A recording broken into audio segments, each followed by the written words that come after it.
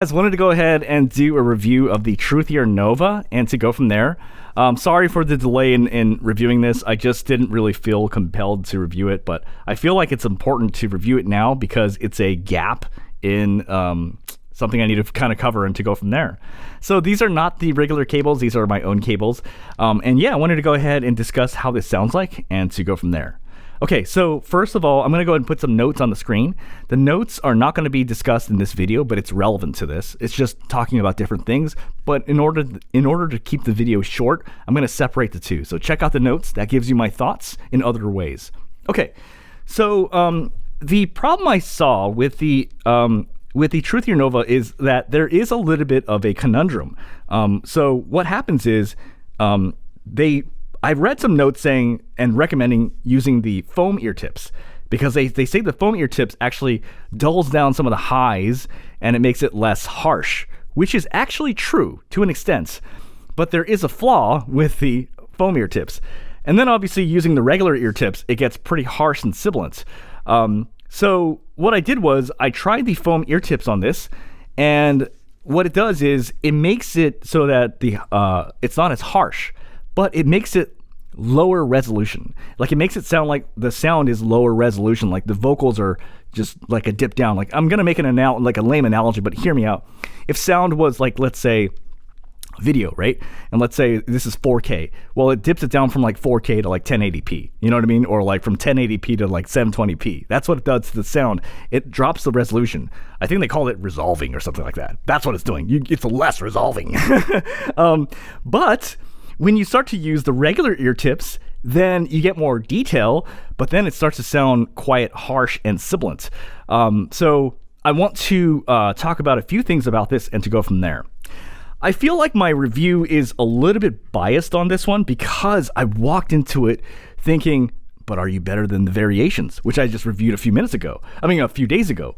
But I feel like if nobody ever told me anything and I just listened to it by itself, then I would have appreciated it for what it is. So let's break it down. I'm going to break it down on different things and then I'm going to talk about some outliers and some problems that this faces. Okay. On male vocals, it sounds pretty good. It doesn't sound like perfectly on point, but it sounds pretty good. On female vocals, it sounds pretty good, but a little bit synthetic, slightly synthetic. And on bass, it's got good bass. I would say in general, everything sounds pretty good. And if I only listened to it just by that, I would have thought, hey, it's pretty good. But this is what's important. There are two caveats that make it hard for me to recommend this. Caveat number one, when you increase the volume, just a little bit, it seems to really get a lot harsher.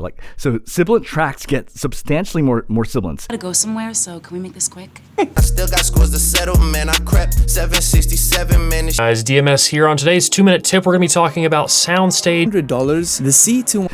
When you look in the notes, the paper notes, and you look at the plus 25%, it gets very high, painful. So this does get really, really spicy. That's the first caveat.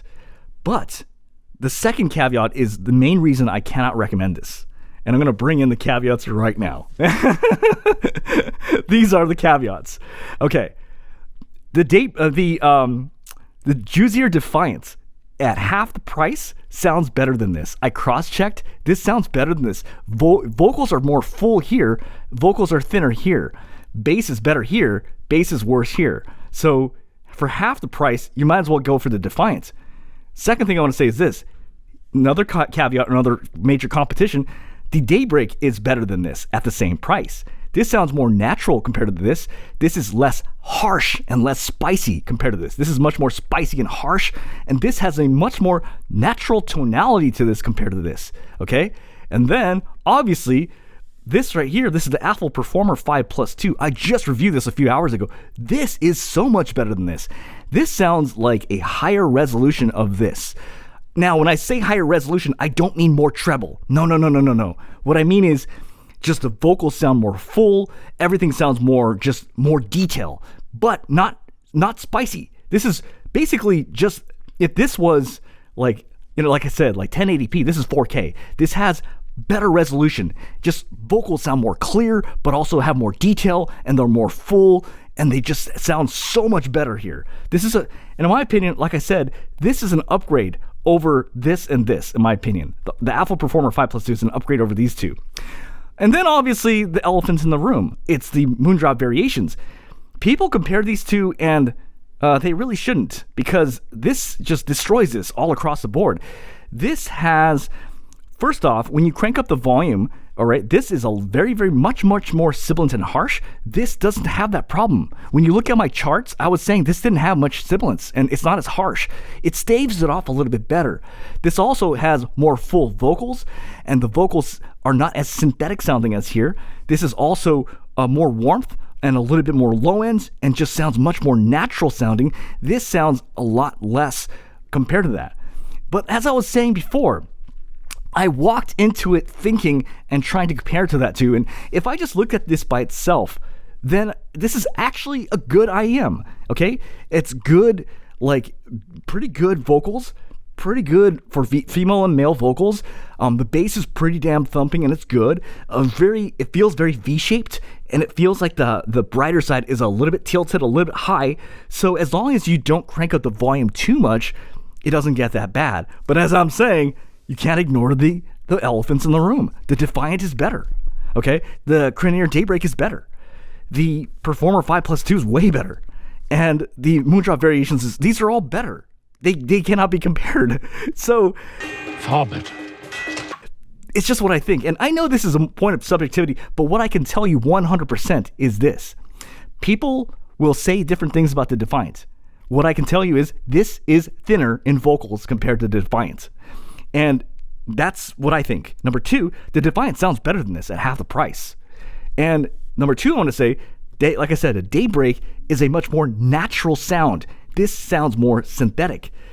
And then this just destroys this all across the board. However, I still feel this is not worth the money. I do not think this is worth $600 new. I do not think this is worth whatever there are other IEMs that I've reviewed in the past, like the Manger T Pros or the Dusk, that are like $200 off of this thing that's better than this, or at worst, at just as good.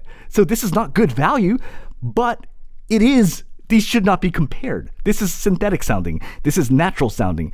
This has warmth and fullness to the voice. This doesn't. This is a clear step below each of these IEMs. So yeah, hopefully that gives you some context, and we'll go from there.